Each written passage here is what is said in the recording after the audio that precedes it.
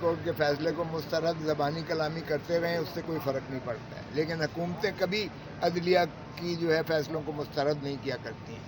حکومت اپنے تحفظات ضرور دکھا کے آگے نظر ثانی کر سکتی ہے، بھلے کرے، لیکن مسترد نہیں کر سکتے ہیں۔ اگر انہوں نے کیا ہے تو اس کی کوئی حیثیت نہیں ہے، اور اگر کوئی توہین عدالت میں جائے گا تو پھر خود ہی یہ جواب دہی ان کو دینا پڑے گی۔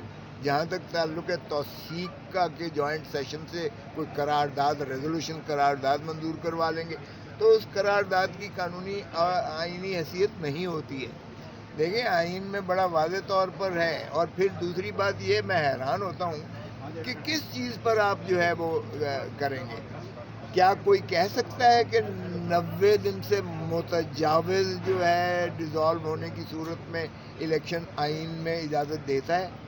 کیا کسی نے، ایک بندے نے بھی کہا ہے وہ بھائی 4-3-3-2 کی آپ رٹ لگائے بیٹھے ہوئے ہو، ان 4-3 نے کب کہا ہے کہ 90 دن کے اندر الیکشن نہ کرواؤ؟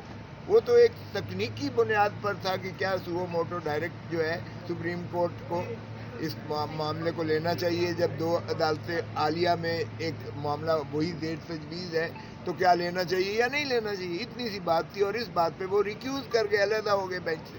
اب ان کے فیصلے کی تو ظاہر ہے ان کی ایک سوچ ہے یا ان کا ایک تھا، وہ فیصلے پر حاوی نہیں ہوتا، کیونکہ 5-2 کا وہ فیصلہ، وہ 5 رکنی بینچ کا فیصلہ 3-2 سے سنایا گیا اوپن کورٹ میں، اور جس کا وہ حصہ نہیں تھے۔ سو اتنی سی بات ہے، آپ اس کو بات کا بتنگڑ بنائیں۔ اور کیا انہوں نے کہا سپریم کورٹ نے صرف آئین کو کے دفعات کو نافذ کرنے پر اصرار کیا، اور یہ آئین کیا ہے؟ آئین ایک ایسا عمرانی معاہدہ ہے جو پاکستان کے عوام نے اپنی یعنی گورننس کے لیے بنایا ہے، اور ریاست کیا ہے؟ ریاست آرٹیکل 7 میں عوام ہے، جن کو بابا شہید ذوالفقار علی بھٹو نے کہا تھا کہ طاقت کا چشمہ عوام ہے، تو انہوں نے مقتدر کر کے آرٹیکل 7 میں، اگر آپ ریاست کی تعریف دیکھیں تو نیچے سے لے کے اوپر، ڈسٹرکٹ گورنمنٹ سے لے کر اوپر پارلیمنٹ تک، فیڈرل گورنمنٹ تک، صرف عوام ہیں جن کو مقتدر کیا ہے، حق حکمرانی دیا گیا ہے آئین میں۔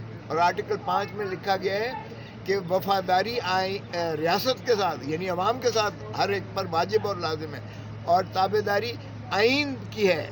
یہاں نہ حکومت ہے، یہاں نہ عدلیہ ہے، یہاں نہ مقتدر حلقے یا وہ نیوٹرلز ہیں۔ سو خدا را، جب آپ کے آئین نے کہہ دیا کہ عوام اپنے منتخب نمائندوں کے ذریعے جو ایوان بنتے ہیں اس سے مترشح حکومت ہوتی ہے جس کو حق حاکمیت ہے، اور اسی کی تابعداری اور وفاداری آئین میں دی گئی ہے، تو پھر عوام کو جج کرنے دیں، آپ انتخاب میں جانے دیں، اور یہی منتہا آئین کی ہے۔ تو حکومت کیا کر رہی ہے؟ حکومت کہہ رہی ہے کہ جی ایسا کبھی نہیں دیکھا، میں وزیر اعظم کی تقریر سن کے مجھے ضیاء الحق کی نظر آ گیا کہ ضیاء الحق کی روپ میں ایک دوسرا شخص جو ہے یہاں بیٹھا ہوا اقتدار پر، وہ وہی غاصبانہ باتیں کر رہا ہے، اور یا مشرف کی طرح مکے دکھا رہا ہے۔ تو کیا آپ ضیاء الحق کی طرح آپ آئین کو کہیں گے کہ میں قدموں کے نیچے روندوں اور وہی آئین کی تشریح کروں جو میری من پسند ہے اور مثبت نتائج آئیں گے، یا آئین وہ ہوگا جو ریاست نے اپنے لیے جو ہے منتخب کیا ہے؟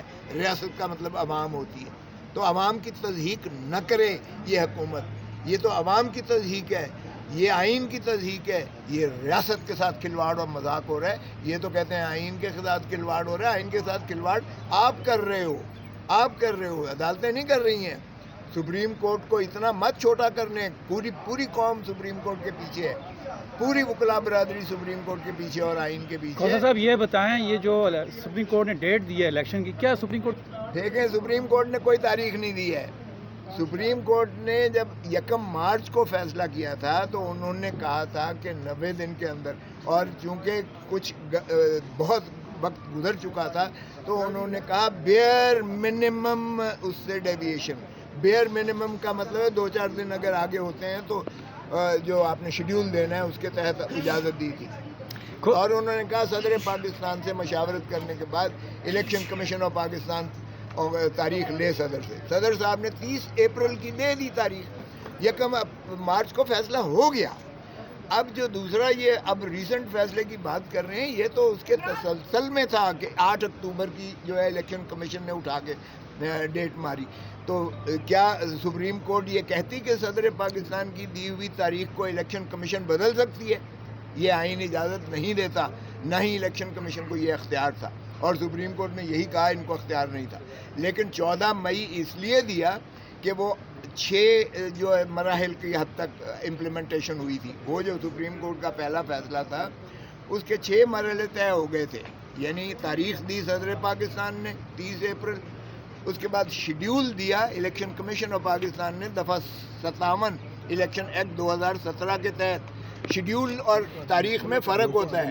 تاریخ دی آرٹیکل 105 میں گورنر دیتا ہے، 56 میں جو ہے صدر پاکستان دیتا ہے الیکشن ایکٹ کے تحت، اور اس کا شیڈیول آگے لکھا ہوا ہے کہ تاریخ کاغذات نامزدگی کس تاریخ کو ہوں گے، ان پر اعتراضات کتنے دن کے اندر کیے جائیں گے، اس پر جو ہے پھر اعتراضات کے بعد فیصلہ ریٹرننگ آفیسر کیا کرے گا، کب کرے گا، اور پھر اس کے ریٹرننگ آفیسر اگر مسترد کرے گا یا منظور کرے گا تو اس کی اپیلیں کتنے دن کے بعد ہوں گی اور کس فورم کے پاس ہوں گی، اور پھر کتنے دن آپ کو جو ہے کیمپین کرنے کا موقع ملے گا، اور پھر کب الیکشن ہوگا. تو یہ سارا شیڈیول 40-45 دن بنتے ہیں جس میں دینا پڑتے ہیں الیکشن کمیشن. تو الیکشن سپریم کورٹ نے کوئی تاریخ نہیں دی، معاف کیجیے گا، یہ وہی شیڈیول جو ہے وہی جو ہے 30 کا. اب یہ انہوں نے جو 14 مئی تک کیا ہے، مرحلہ 6 سے آگے جو ہے انہوں نے تاریخوں کو، وہی تاریخیں جو الیکشن کمیشن نے دی ہوئی تھی شیڈیول کی، ان کو اسی طریقے سے جو وقت یہاں ضائع ہوا ہے ان کو صرف ایڈجسٹ کر کے اور 14 مئی کو دیا ہے. تو یہ غلط فہمی ہے کہ سپریم کورٹ تاریخیں دے رہی ہے، یہ غلط فہمی ہے کہ سپریم کورٹ کوئی جو ہے وزیر خزانہ کا اختیار کیا ہے.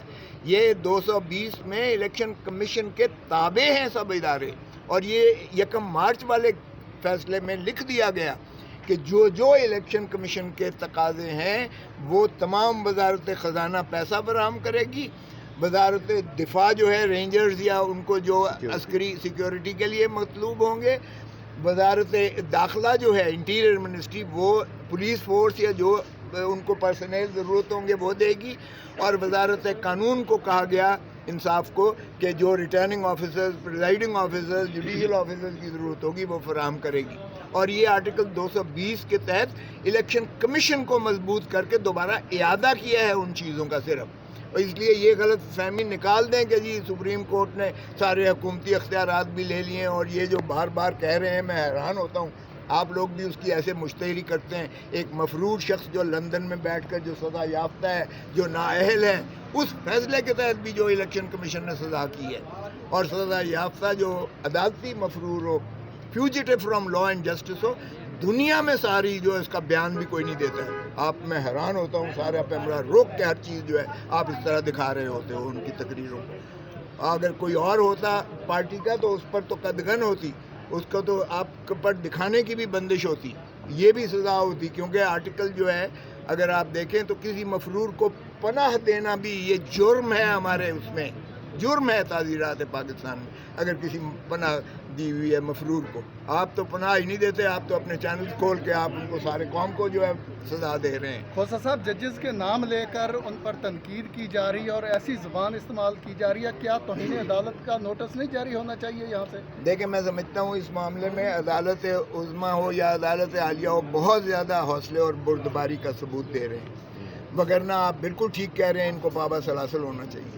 جو عدالت عظمیٰ کی توہین کرتے ہیں اس طرح سے نام لے کے فوٹو لگا کر، اور وہ کہتے تو ہیں کہ جی یہ ان کا لاڈلا ہے، لاڈلی تو مریم بی بی خود ہیں جو 24 گھنٹے ان کو جو ہے اعلان تان کرتی ہیں نام لے کر اور تصویریں دکھا کر.